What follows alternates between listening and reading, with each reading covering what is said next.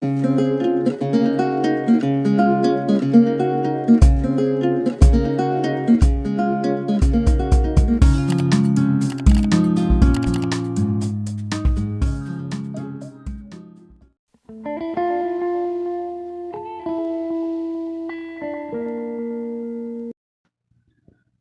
nomor 1, apa komplikasi yang tepat terjadi pada kasus di atas?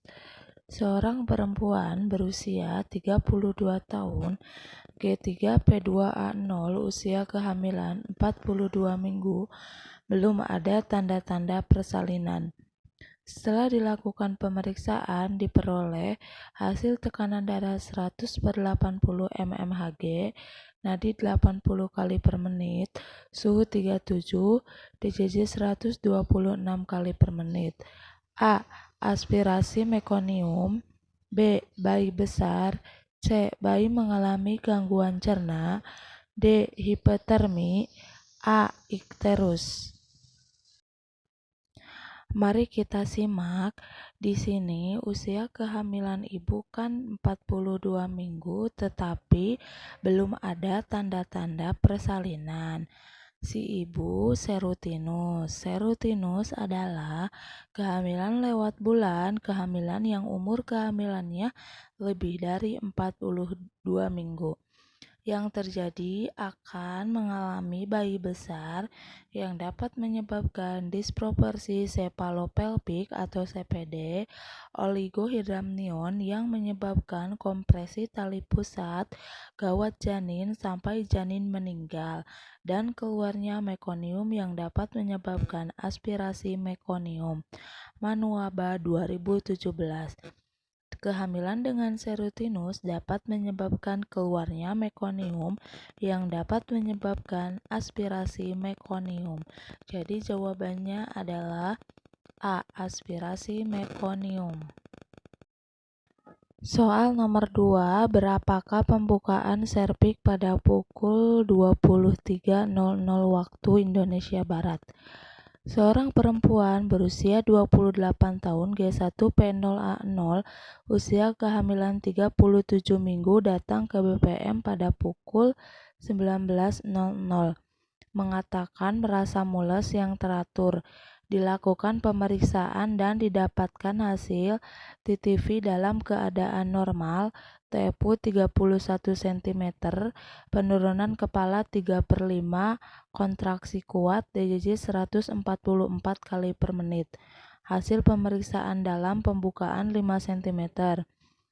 A. 6 cm, B. 7 cm, C. 8 cm, D. 9 cm, E. 10 cm.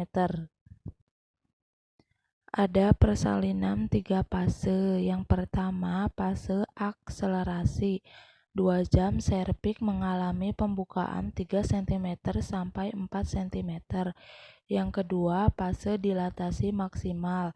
Serviks mengalami pembukaan itu secara cepat selama 2 jam akan membuka dari 4 cm menjadi 9 cm.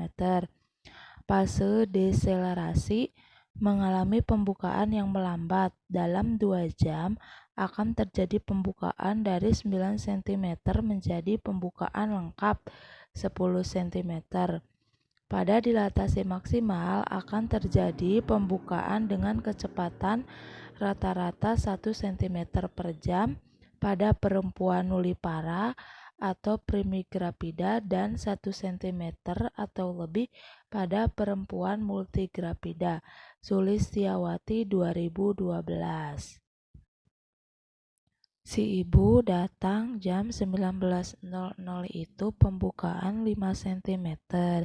Ini termasuk ke dalam tahap fase dilatasi maksimal, akan terjadi pembukaan dengan kecepatan 1 cm per jam. Kenapa 1 cm per jam? Si ibu kan gravidanya itu G1P0A0, berarti itu termasuk ke primigravida. Sehingga pada pukul 23.00 menjadi 9 cm. 20 itu kan berarti 1 cm, 21 2 cm, 22 3 cm, 2, 3, 4 cm. Berarti 5 cm ditambah 4 cm sama dengan 9 cm. Jadi jawabannya adalah D, 9 cm. Soal nomor 3.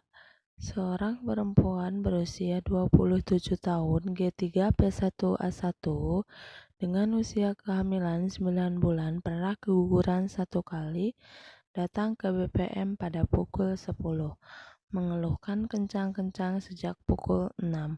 Hasil pemeriksaan hamil 37 minggu, tempo 30 cm, presentasi kepala DJJ 148 kali per menit, teratur HIS 3 kali 10 menit selama 25 detik.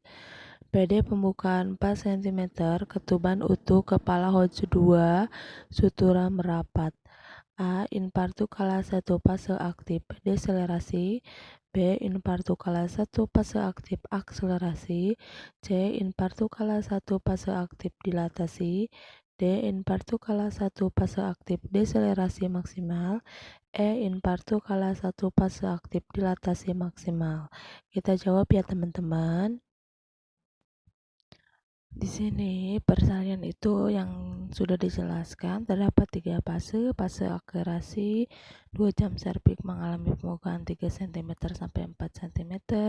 Fase dilatasi maksimal, serviks mengalami pembukaan secara cepat selama 2 jam akan membuka dari 4 cm menjadi 9 cm.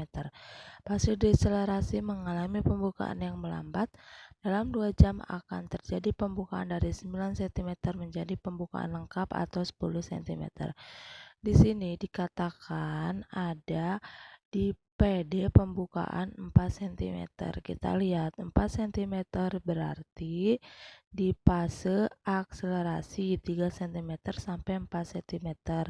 Berarti jawabannya adalah B. Infartu kala 1 fase aktif akselerasi ya teman-teman.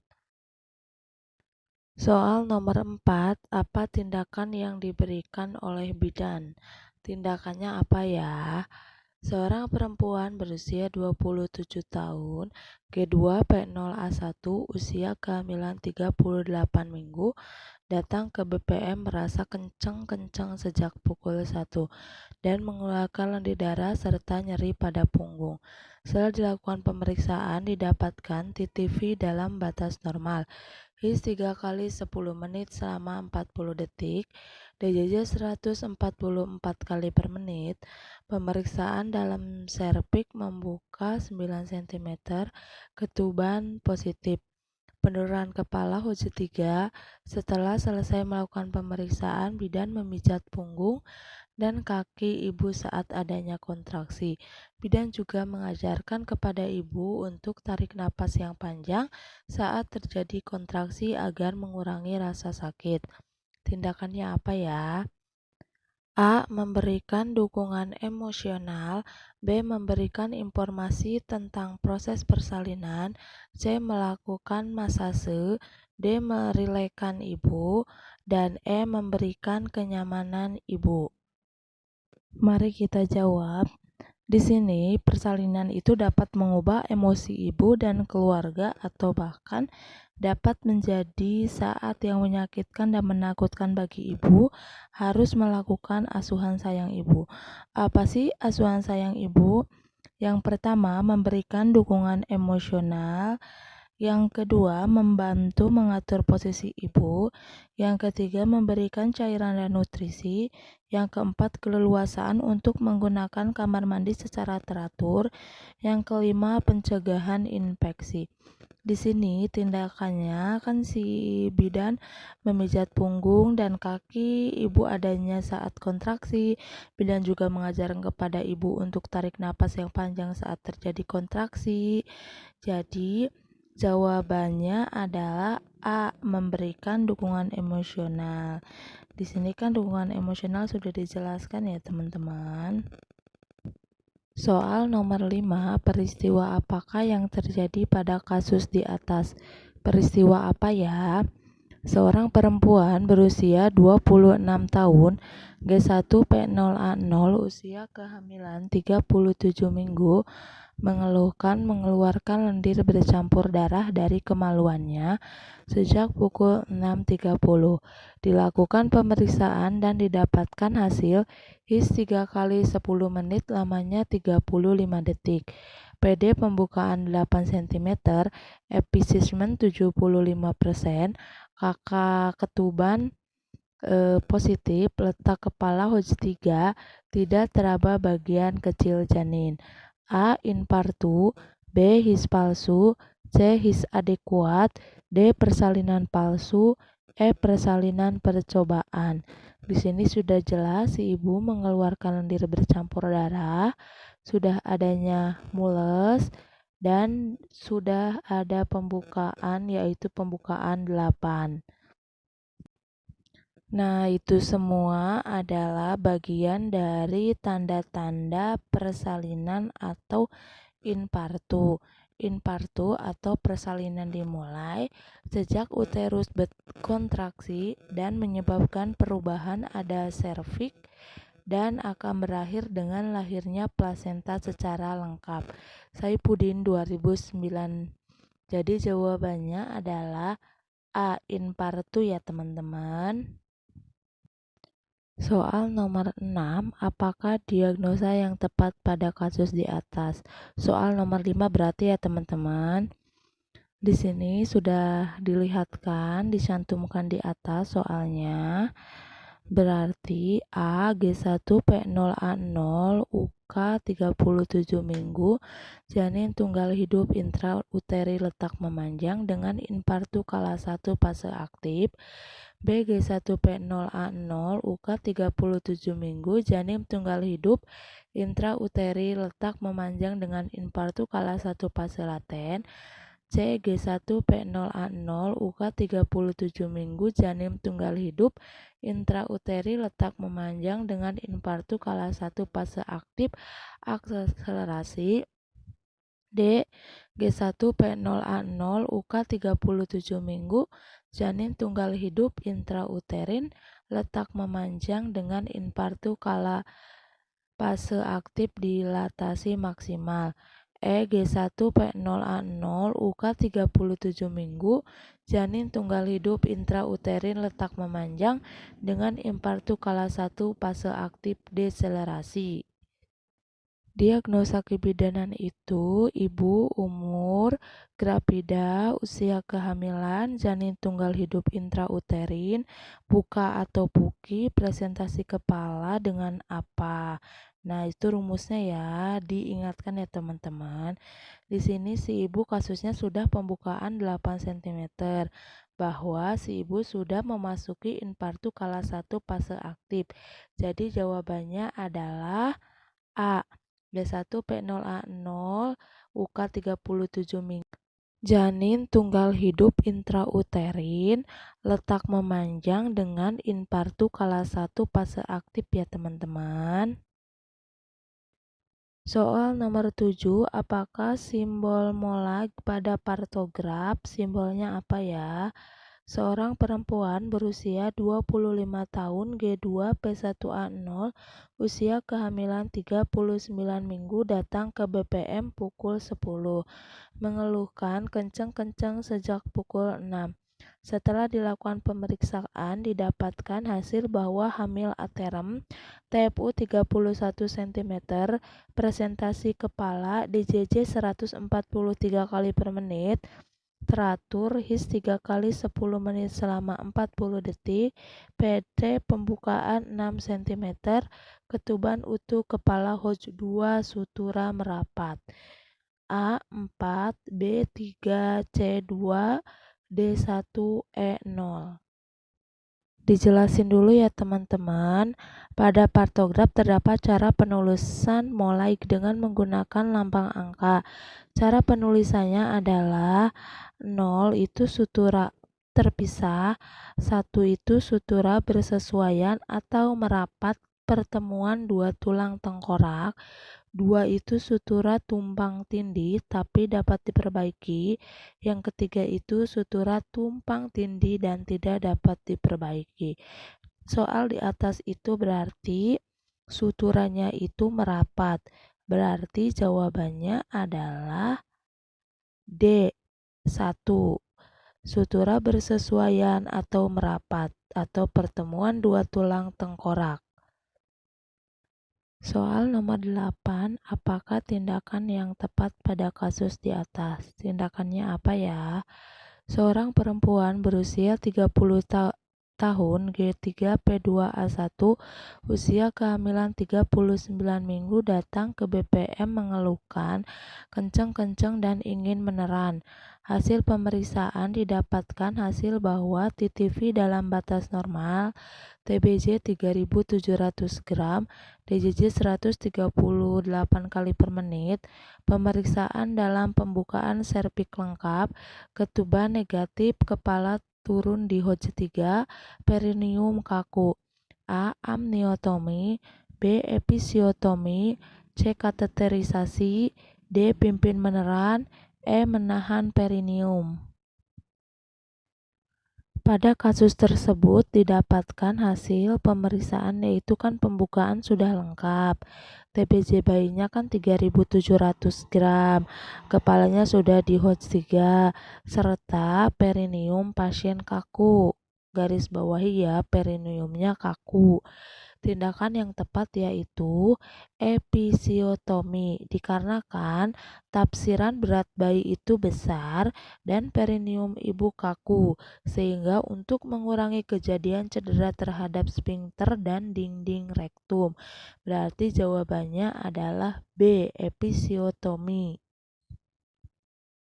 Soal nomor 9, apakah diagnosis yang tepat pada kasus di atas? Diagnosanya apa ya?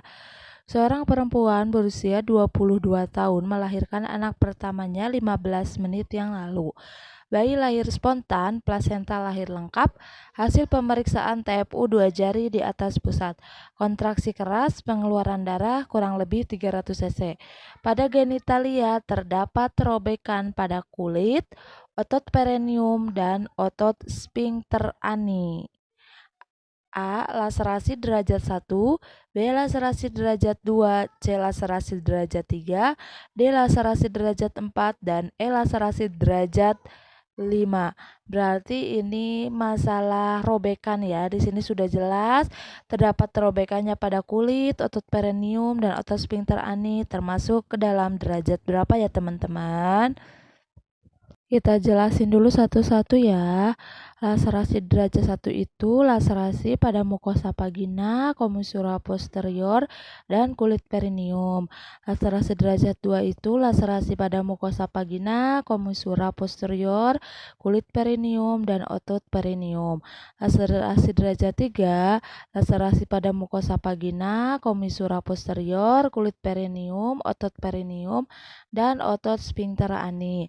Laserasi derajat 4 itu laserasi pada mukosa vagina, kommissura posterior, kulit perineum, otot sphincter ani, dan dinding depan rektum.